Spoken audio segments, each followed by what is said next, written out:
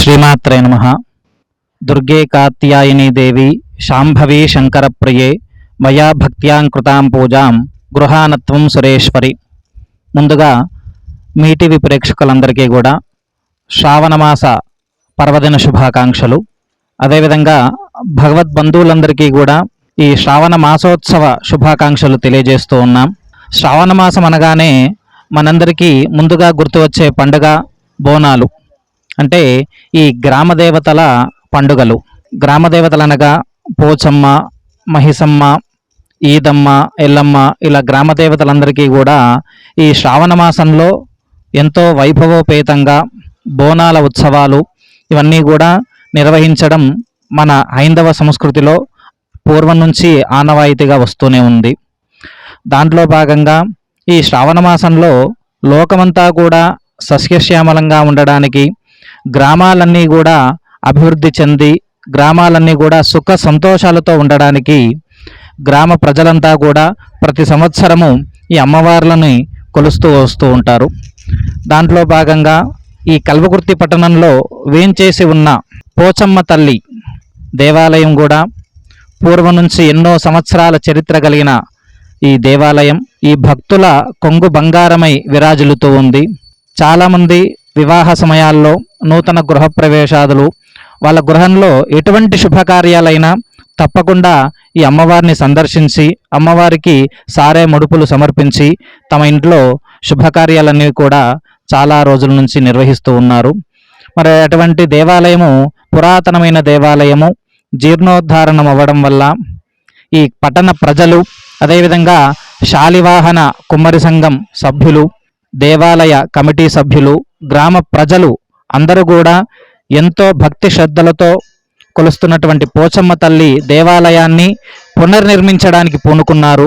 మరి ఎంతో శాయశక్తులతో పట్టణంలో ఉన్న ప్రజలందరి ధన రూపేణ, వస్తు రూపేణ, ధాన్య రూపేణ సహాయ సహకారాల చేత దేవాలయాన్ని పునర్నిర్మిస్తూ ఉన్నారు.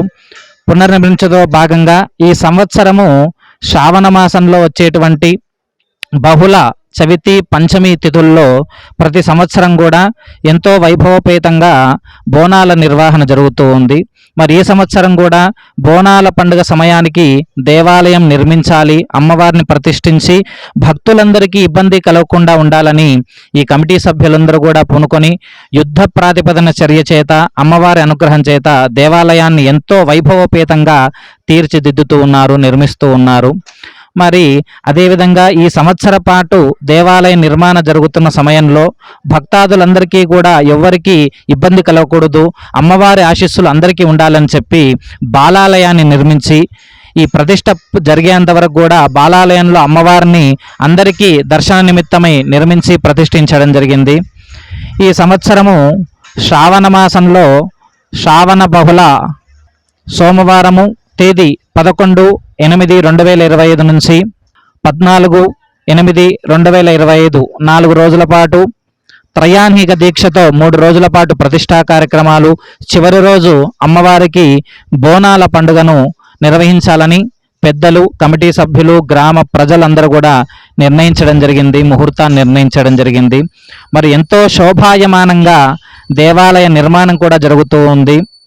చాలా దూర ప్రాంతం నుంచి చాలా అద్భుతమైన శిల్పుల చేత అమ్మవారి శిల్పాన్ని నూతనంగా మళ్ళీ చెక్కించి అమ్మవారిని కూడా మన పట్టణంలోకి తీసుకొని రావడం జరిగింది. మరి 3 రోజుల పాటు ఆగమ ప్రకారంగా శాస్త్రీయ పద్ధతితో ఎంతో వైభవోపేతంగా 3 రోజుల పాటు యజ్ఞ కార్యక్రమాలు, అదేవిధంగా భక్తాదులందరి చేత అమ్మవారికి ఈ ప్రతిష్టా కార్యక్రమాలు నిర్వహించడం జరుగుతూ ఉంది.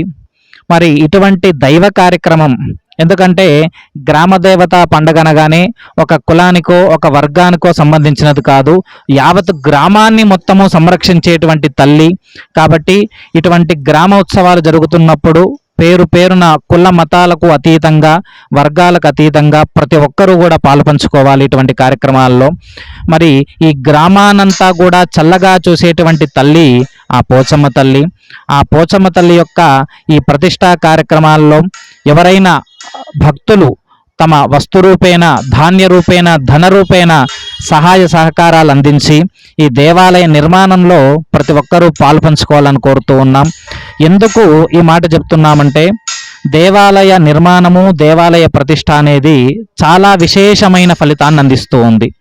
మనం చూసుకున్నట్లయితే ఇప్పుడు దేశంలో ఉన్నటువంటి దేవాలయాలన్నీ ఎప్పుడో మన పూర్వము, మన తాతలు ముత్తాతలు వారి కాలంలో నిర్మించినటువంటి దేవాలయాలు. అంటే ఇంకా అప్పుడు నిర్మించినటువంటి దేవాలయాలే ఇప్పుడు మనకు అనుగుణంగా వస్తూ ఉన్నాయి. అటువంటి దేవాలయాల్లో మనం పూజా కార్యక్రమాలు చేస్తూ సంతోషిస్తున్నాం. చాలా శిల్పకళా సంపద పూర్వం ఎవరు నిర్మించారో వారి నిర్మాణం ద్వారానే ఈరోజు మనం పూజ చేసుకోగలుగుతున్నాం, సంతోషపడుతున్నాం. భావితరాలకు రేపటి రోజున మన సంస్కృతి సాంప్రదాయాలు అందించాలంటే దేవాలయాలే ధర్మ మార్గదర్శకాలు.